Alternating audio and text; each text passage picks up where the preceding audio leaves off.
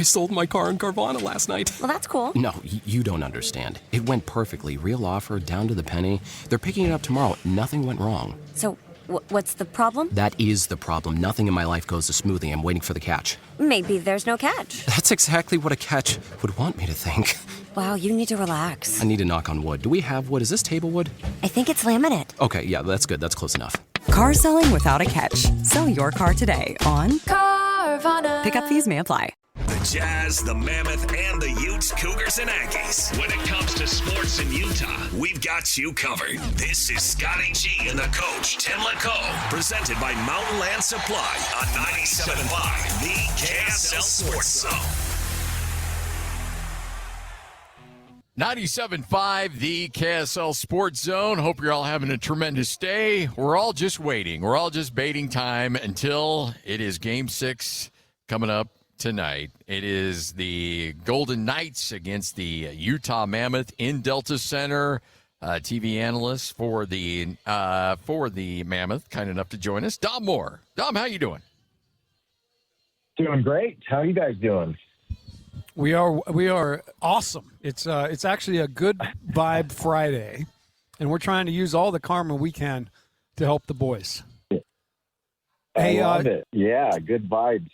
The one thing we've been talking about a lot is, the fact that this has been a really evenly played series, except for a couple of spurts here and there. And really it's about trying to execute a little better and tighten things up. But from your vantage point, what's your take on the series thus far, and what do the Mammoth need to do in your mind to win tonight? Yeah, I mean, the ironic thing was that Game 5 was the best game that the Mammoth have played all series, and they lost. And so, it's interesting when you look at the series. Obviously, it's been as unpredictable as you'll ever see a series get. Lead changes, comebacks, when you most expect something to happen, the opposite occurs. I mean, it's been crazy. But for Utah's money, they controlled the game in Game 5. I felt like Vegas really got what Utah gave them and not really much else. You couldn't say that about previous games. There were, the previous 4 games, there were long stretches of the game where Vegas dominated Utah, had the puck in Utah's zone for long stretches and was wearing Utah down. Pamelka had to hold down the fort.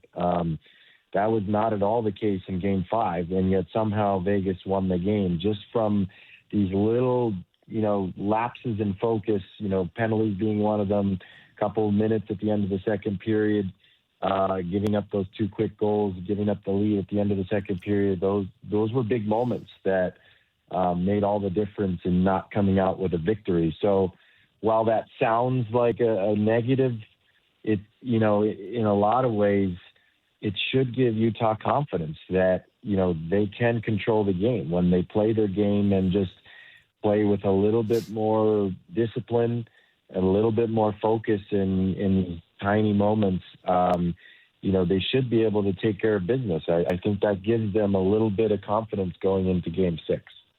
So you can't tell the story of this series without talking about power plays and Utah's inability to score on the power play, but they've been exceptional for the most part in penalty kills. So what is it that needs to happen for this power play to get some goals across? Because it just seems like it's been a frustrating issue for the Mammoth in this series.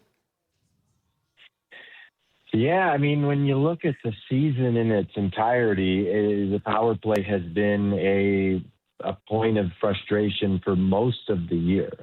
Utah, until the last month of the season, maybe last 6 weeks of the season, was either dead last or second last in the power play for most of the season. And then all of a sudden, Cooley comes back from his injury, and they get red hot, down the stretch, which ended up being very important for Utah getting into the playoffs. Is, how many of those crunch time games they got a power play goal that made all the difference. And so going into the playoffs, they had great vibes on the power play.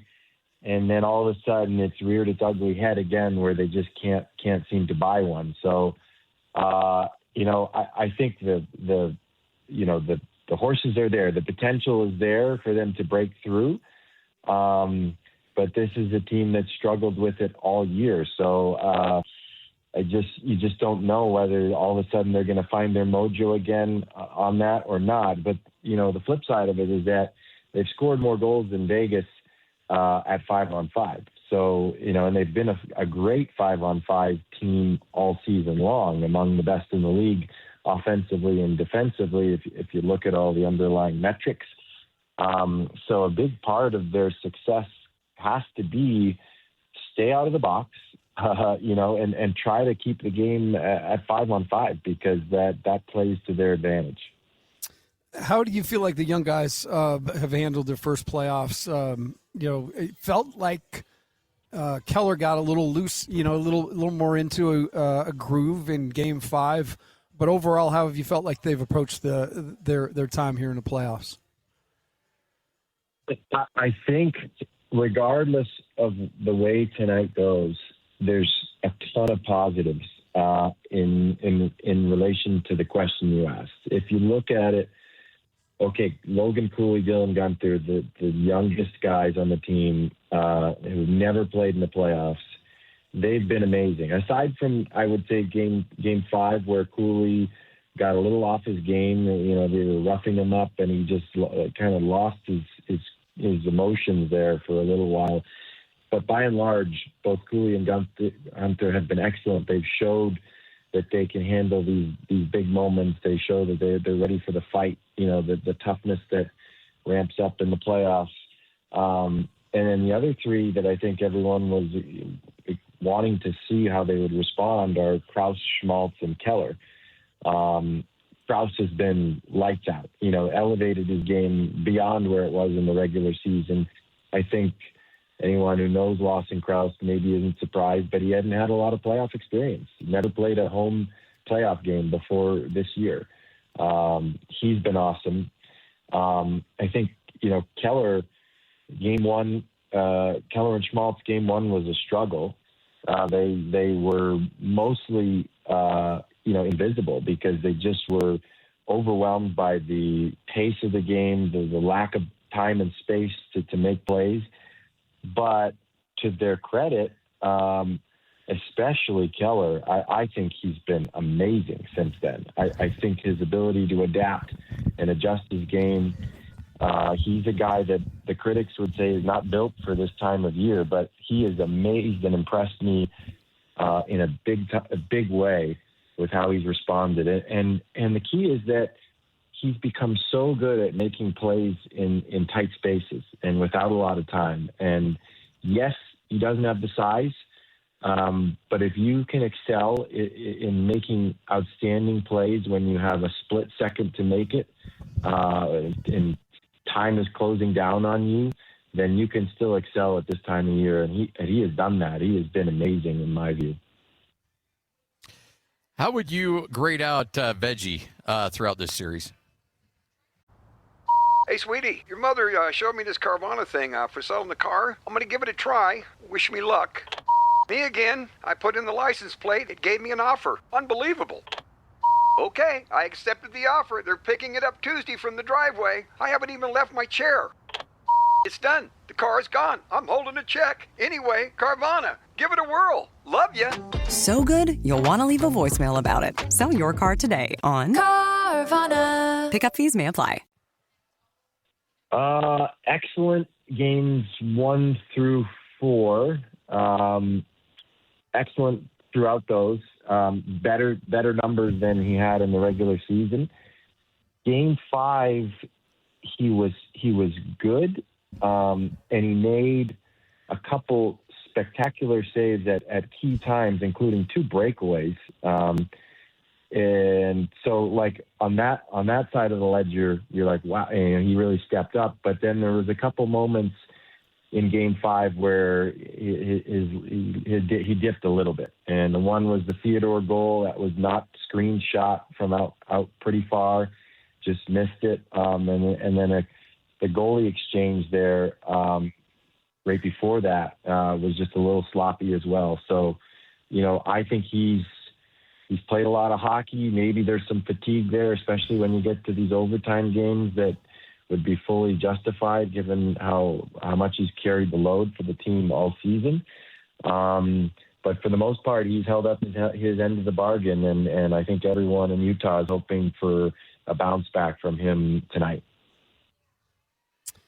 Just so 3 series yet to be decided in the first round. Obviously, the Mammoth tonight, which we all know that's going to go Game 7, right? I mean, it's good Vibe Friday. Yes, so sir. We got to think that way.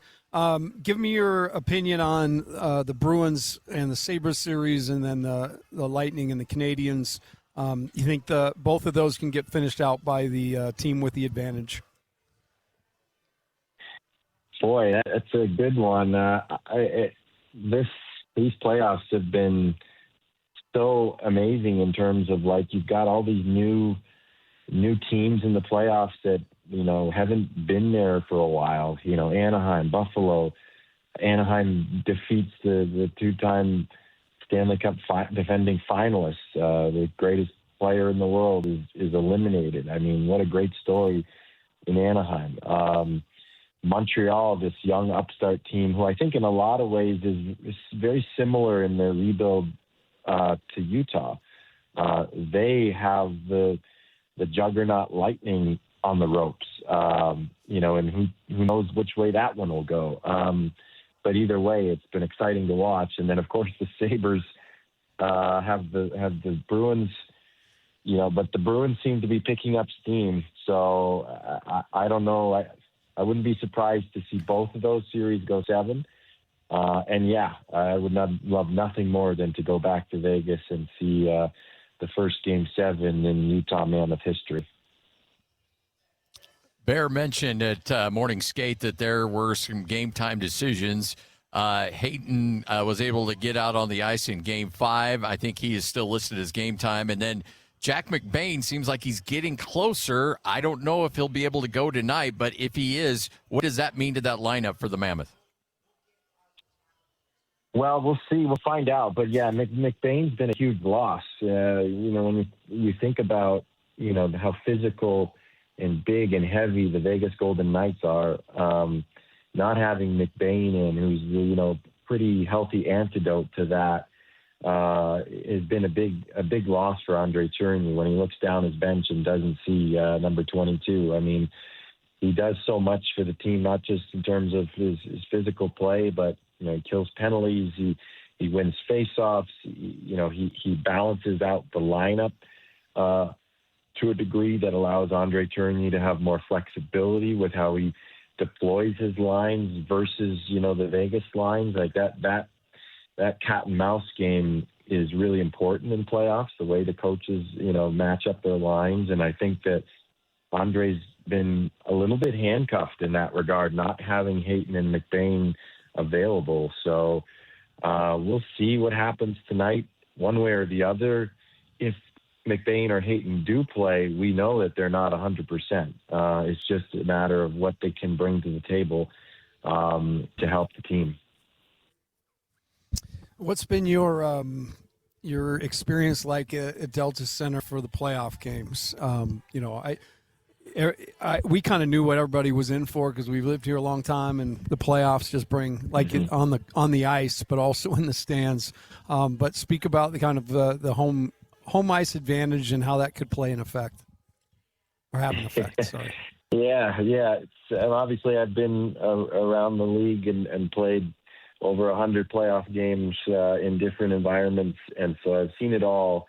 And there's something special about the Delta Center. And I think when I try to put my finger on what it is, I think it's just the oneness, you know, the unity that you have in that building because of how steep it is on all sides.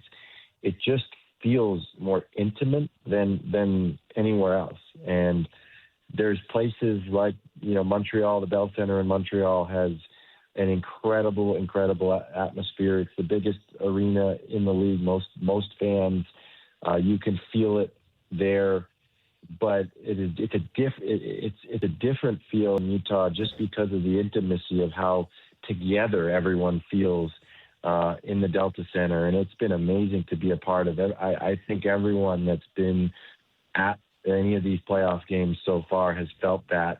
And I expect it to go to another level tonight for Game 6 when the stakes are even higher and the energy around the state has never been like this for this team. So excited to be a part of that. All right, so Dom, before we let you go, write the script for me. Utah wins this game tonight if ... You finish the sentence there.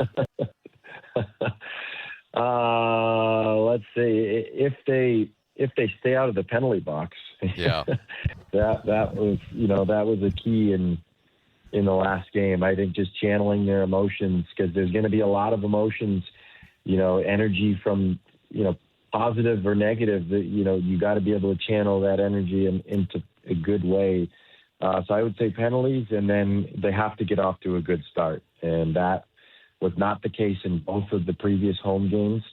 So that's probably the other key, is getting off to a good start. Is there like a goal? I mean, like 6 minutes or 8 minutes. Like if you're at that number or under, that's an acceptable number, because there will be penalties. I've got to imagine. Is there an acceptable amount, or is it just like, hey, let's keep it at 0? I think the impetus is to try to keep it at 0, knowing that there's going to be a couple calls that you just, sometimes there's a penalty you have to take, or you're making a good aggressive play and just there's a bad luck situation. It's the ones where, you're retaliating for something and losing your cool. That kind of penalty is not acceptable when the margins are as small as they are. Well, we appreciate your time. Have a great call tonight. You guys have killed it all season long. Can't wait to catch the game. But Dom, again, we appreciate you taking a moment out of your day to hang out with us. My pleasure, guys. Yep. Enjoy the game. There he is. Dom Moore, TV analyst for the Utah Mammoth, right here on 97.5, the KSL Sports Zone. I sold my car in Carvana last night. Well, that's cool. No, you don't understand. It went perfectly. Real offer, down to the penny. They're picking it up tomorrow. Nothing went wrong. So, what's the problem? That is the problem. Nothing in my life goes as smoothly. I'm waiting for the catch. Maybe there's no catch. That's exactly what a catch would want me to think. Wow, you need to relax. I need to knock on wood. Do we have wood? Is this table wood? I think it's laminate. Okay, yeah, that's good. That's close enough. Car selling without a catch. Sell your car today on Carvana. Pickup fees may apply.